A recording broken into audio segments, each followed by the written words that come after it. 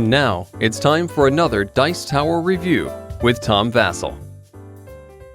Sudoku is kind of here to stay. When it first came out, I wondered, is this some sort of fad? And well, I mean, it was a fad. It's not nearly as popular as it was 10 years ago, but it's still around, right? It's one of those puzzles that came out as a classic, and it's still, people are playing it. I like Sudoku good enough, but I don't really go out of my way to play it. I'll play it, on my airplane and have nothing else to do.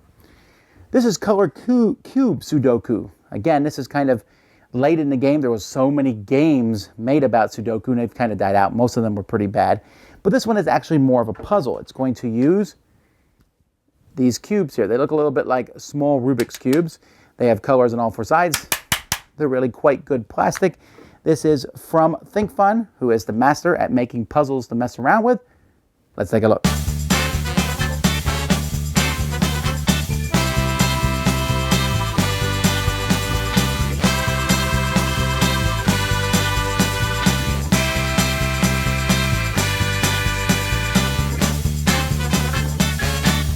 Okay, so this game has a tray here, and you are basically trying to put these cubes in this tray, and you want to do so that every row and every column has one of each color. So this one is already ruined.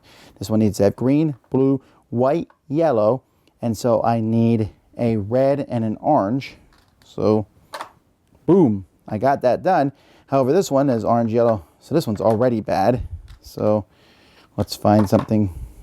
Well, that red-orange isn't going to work because I need a red-orange here, and up here, I'm going to need a white and a red. But here's the catch, folks, is I know that I can't do that. See, I know these two cubes don't go here, and the reason for that is each cube has four colors on it: green, yellow, blue, white. There's never going to be more than one color on a cube. So this is green, yellow, blue, white, and then I got green, yellow, white, blue. And then I have green, blue, white, yellow. So I have all the different combinations of these four colors, but I don't ever have two greens. So if I put this here, and let's say I put this one here. So far, so good. I got red, yellow, green, white, orange, white, blue, yellow. So I know in this column, I'm going to need a blue and an orange, and I can find one like that. And in the top column, I'm going to need a red and a green. So I look, is there a blue, orange, red, green cube? Yeah, there is.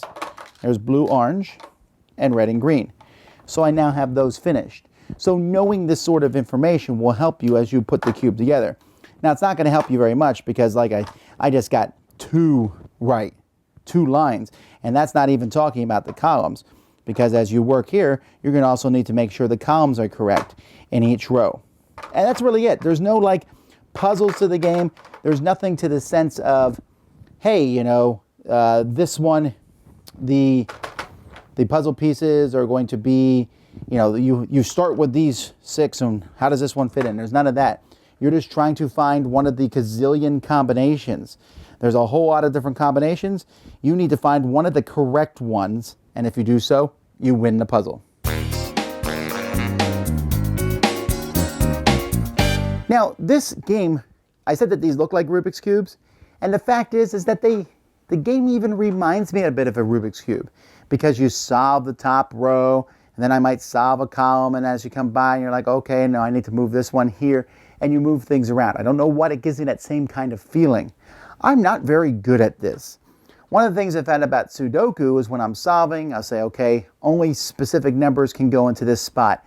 That's a little harder to do with this one. You really can't say, well, in this spot, there can only be so many colors. There's no way to really mark that. So you're just looking for cubes, and you'll find after you put a few cubes together, oh, I can't do it.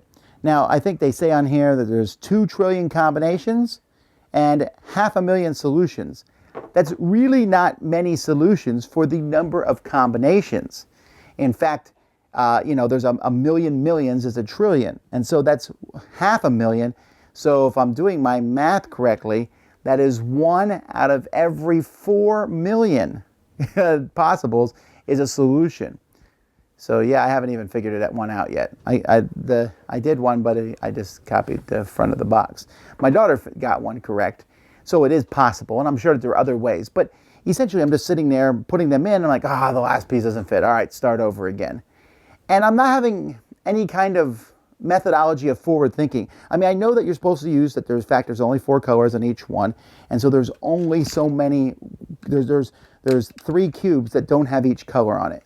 So you need to make sure that those 3 cubes are in different spots. I mean, and I know there's a method to this. I'm not finding it like super fascinating, no. I think the game's okay. I think the quality is good. The tray's fine.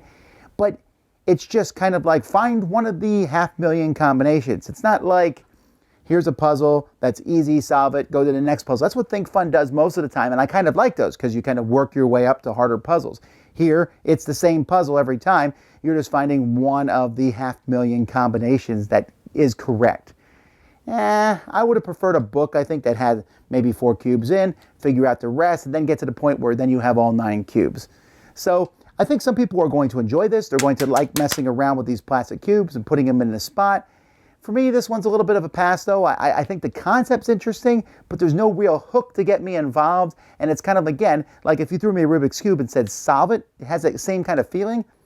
But I don't really like doing that. I want to have a puzzle that has a start and a goal. This one's a little too open-ended. Dice Tower Judgment, too open-ended for me.